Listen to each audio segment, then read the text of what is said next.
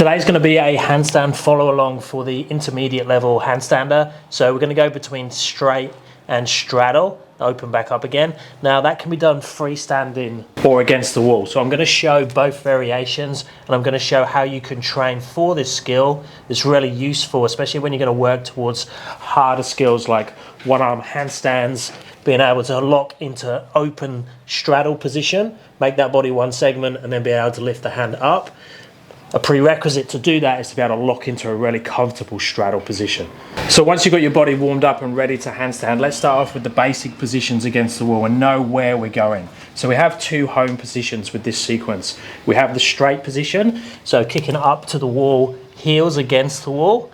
Now from here we should be able to push off or pull away using the fingertips up to handstand and go back again.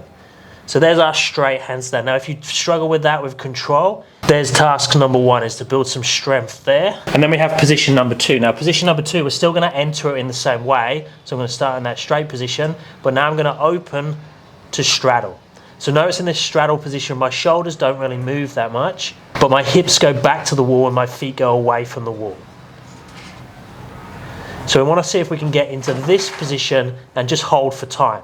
Now when I'm here, if that feels comfortable, I can push through the fingertips to take the butt off the wall and go back again with control.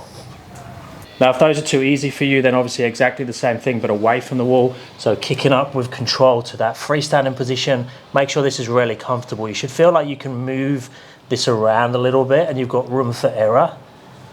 And then we have the straddle position. So starting in that straight, open in, feet come forwards, hips come backwards, shoulders still stay roughly on top of the hands.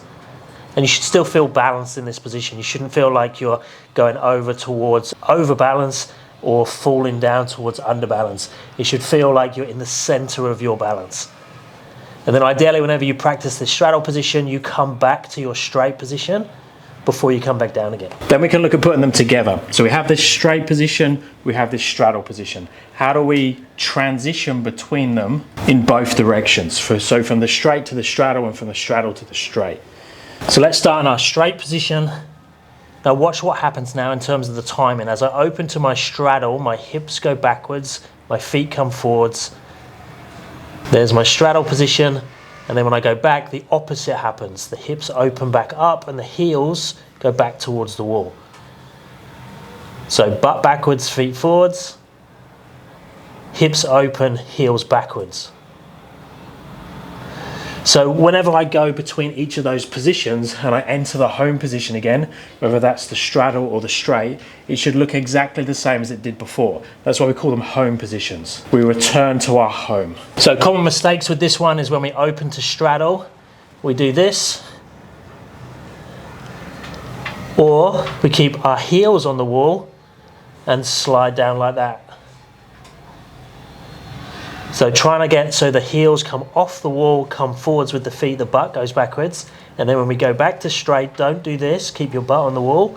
We need the butt to come off the wall and the heels to go towards the wall, the hips open back up. So getting that timing right is really important, where the hips and the feet do the right thing. Because if we do the second one, where we had the legs and the butt against the wall at the same time, and when you do it freestanding, you're going to backsplat. So with the freestanding version, exactly the same. As I open to straddle, the feet come forwards, the hips go backwards. There I'm in the home position of the straddle, and then I open back out to my home position of my straight, and back again. Now ideally you'd work up to repetitions of this, and always come out with control. So if you have a freestanding handstand, this can look like quite an easy movement going between the straddle and the straight. It's actually quite challenging, especially to get the positions correct.